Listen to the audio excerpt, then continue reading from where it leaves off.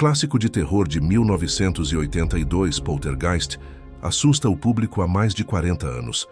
A bonança dos efeitos especiais deu vida aos fantasmas. Ou deveríamos dizer, vida após a morte. De uma forma que os espectadores nunca tinham visto antes. Mas desde o seu lançamento, o filme tem sido assombrado por rumores de uma maldição que supostamente causou estragos no elenco e na equipe técnica, como um espírito vingativo com resultados letais. Assim, hoje estamos falando sobre esses acontecimentos de Poltergeist. Mas primeiro, não deixe de se inscrever no nosso canal Terra Obscura. Depois disso, vá até os comentários e diga-nos que outros tópicos fantasmagóricos gostaria de ouvir. Depois que o diretor Steven Spielberg fez esta obra bem-sucedida de ficção científica, Contatos Imediatos do Terceiro Grau, a Columbia Pictures queria uma sequência, o que não interessava ao jovem cineasta. Em vez disso, ele propôs um filme de terror de invasão alienígena chamado Night Skies. Este projeto nunca chegou a concretizar-se, mas as ideias desenvolvidas para o Night Skies acabaram por influenciar dois outros filmes massivamente populares da década de 1980. O próprio E.T. de Spielberg e o Fantasma de Poltergeist, onde Tobe Hooper fez parte da direção. O legado do Poltergeist é manchado por tragédia, morte e alegadamente uma maldição. Rumores sobre uma maldição associada à franquia Poltergeist são em grande parte atribuíveis a várias tragédias que afetaram os membros do elenco do filme ao longo dos anos. Mas todas essas tragédias individuais poderiam ter sido descartadas como coincidência se todos eles fossem atores caídos de uma franquia de filmes diferente, digamos uma que não fosse sobre fantasmas e maldições. Os filmes Poltergeist estão tematicamente centrados em maldições, o que torna a conexão macabra muito fácil de fazer. O primeiro filme da série segue a família Freeling, enquanto se mudam para uma comunidade planejada em Cuesta Verde, Califórnia, depois que o pai Steve consegue um novo emprego lucrativo vendendo imóveis. A família logo começou a experimentar fenômenos paranormais em seu novo lar, enquanto a filha Carol Ann, de 5 anos, faz contato pessoal com o mundo espiritual. Em última análise, com a ajuda de vários médiums, parapsicólogos e especialistas sobrenaturais, os Feelings descobriram que sua nova residência, juntamente com grande parte do bairro circundante, foi construída por desenvolvedores gananciosos no topo de um antigo cemitério. Em vez de exumar os corpos e movê-los para um novo local, as casas foram simplesmente erguidas sobre os cadáveres em suas sepulturas. Assim, a casa não era simplesmente assombrada, mas atormentada por uma maldição fantasmagórica, o que realmente impacta o valor de revenda, por melhores que sejam as residências. A sequência do filme seguiu uma trama com o tema da maldição.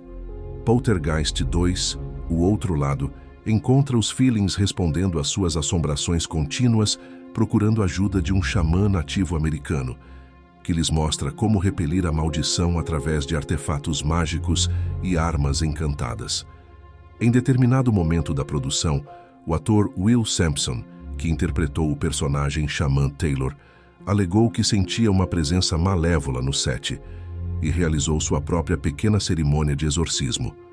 Craig T. Nelson, que interpretou Steve Freeling, afirmou que, após o exorcismo de Sampson, a presença inquietante no set parecia desaparecer.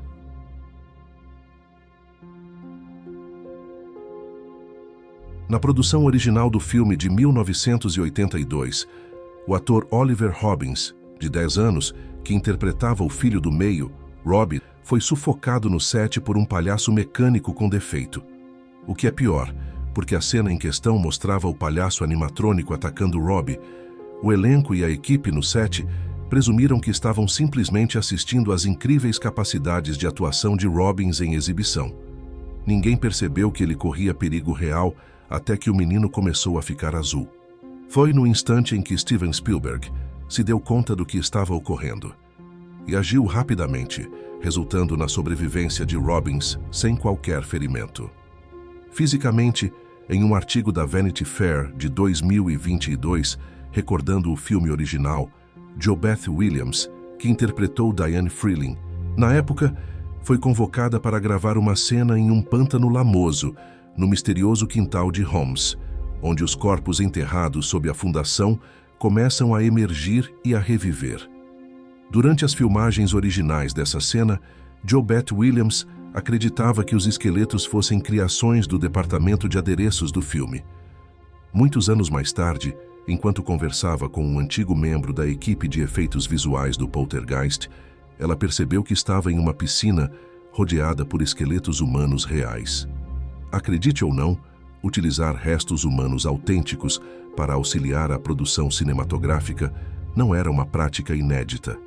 Geralmente é mais barato do que construir um esqueleto de suporte, mas ainda assim, os paralelismos entre a ideia do filme de cadáveres maltratados desencadearem uma sensação assustadora e o que aconteceu posteriormente ao elenco de Poltergeist não podem ser totalmente ignorados. Poltergeist 2 também foi produzido com a ajuda de esqueletos reais, porque Hollywood adora uma sequência.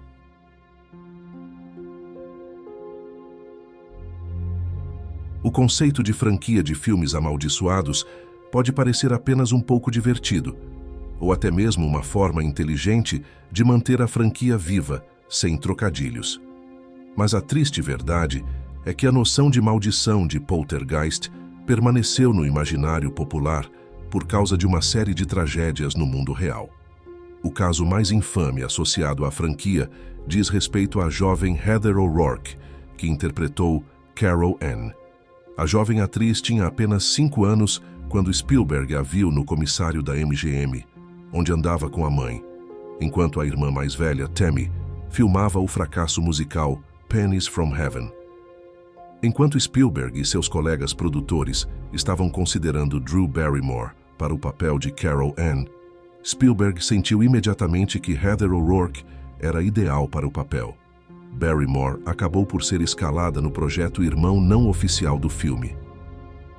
E a estranha entrega da linha clássica They're Here, por O'Rourke, é consistentemente classificada em listas de diálogos de filmes memoráveis.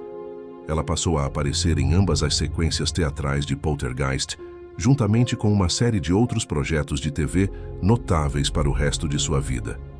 No início de 1987, O'Rourke adoeceu enquanto estava no meio das filmagens de Poltergeist 3 e começou a ter problemas digestivos e intestinais. Uma infecção de giardíase, provavelmente contraída por água de poço perto de sua casa em Big Bear Lake, na Califórnia, resultou no diagnóstico de doença de Crohn.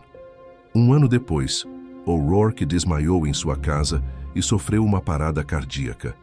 Só então se descobriu que ela sofria de um defeito congênito raro e grave, estenose do intestino, e infelizmente não recuperou, falecendo aos 12 anos.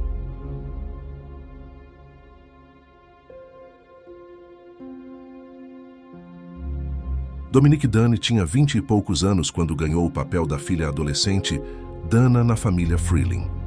Dunne fez sua estreia como atriz no filme para a TV Diário de uma Adolescente Caroneira e conseguiu alguns outros papéis coadjuvantes nesse ínterim, mas Poltergeist seria sua grande chance. Depois que o filme foi um sucesso estrondoso nas bilheterias, Dunne concordou em aparecer na sequência do filme e assinou contrato para um papel na futura minissérie de TV de grande sucesso V. Mas esta carreira promissora teve um fim chocante em outubro de 1982, quando Dunne foi estrangulada até a morte por seu ex-namorado, John Thomas Sweeney, fora de sua casa em West Hollywood, Califórnia, apenas 4 meses após o lançamento de Poltergeist. O caso gerou atenção significativa da mídia, com Sweeney alegando que ele agiu no calor da paixão, mas os promotores apontam consistentemente para uma história de violência e abuso doméstico. No final das contas, Sweeney foi condenado por homicídio culposo e agressão por contravenção, em vez de homicídio de 2º grau, e foi libertado da prisão em liberdade condicional depois de cumprir apenas 3 anos e 7 meses pelo crime. O caso provocou indignação. A mãe de Dominique, Ellen Dunne, fundou o Grupo de Defesa dos Direitos das Vítimas. Justiça para vítimas de homicídio. Seu pai, Dominic Dunn, que trabalhou no início dos anos 80 como cineasta e produtor, publicou um livro baseado nos diários que manteve durante todo o julgamento de Sweeney e suas consequências. Isso o levou a uma carreira inteiramente nova, escrevendo sobre a intersecção entre riqueza e crime, na perspectiva das vítimas e de suas famílias. Ele trabalhou por décadas como autor e colaborador regular da Vanity Fair, e seu trabalho teve enorme influência no atual crime verdadeiro.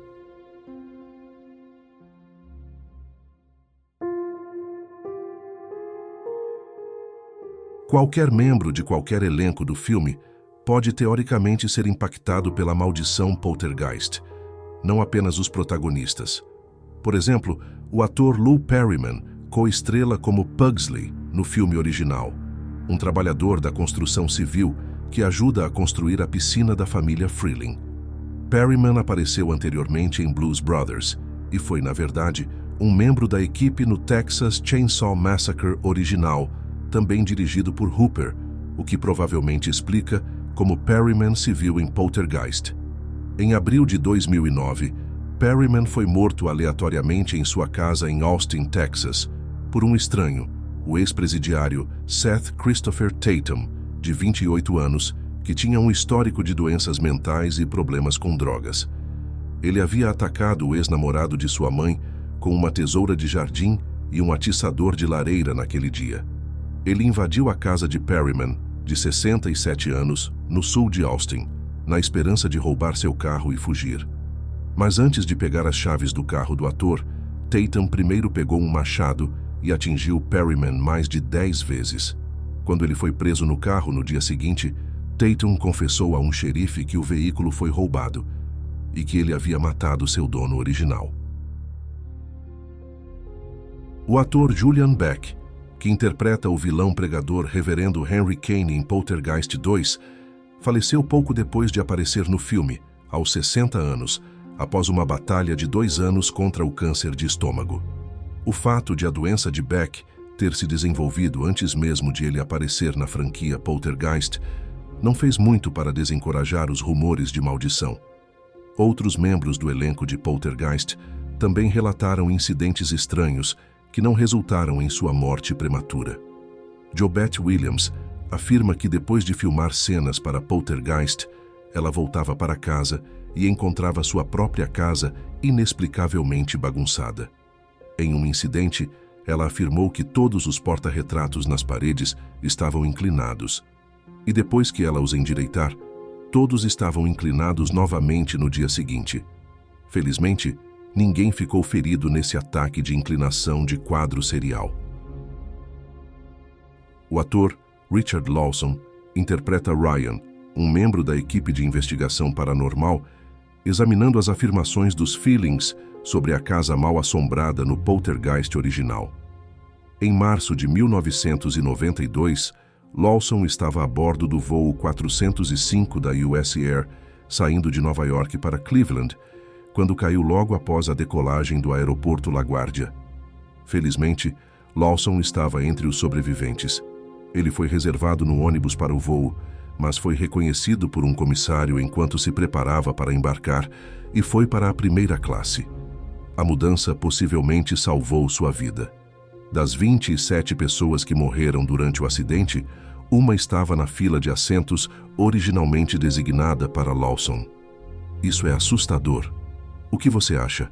A maldição Poltergeist é real ou apenas mais uma história de fantasmas? Deixe-nos saber nos comentários abaixo e enquanto você faz isso, confira alguns desses outros vídeos.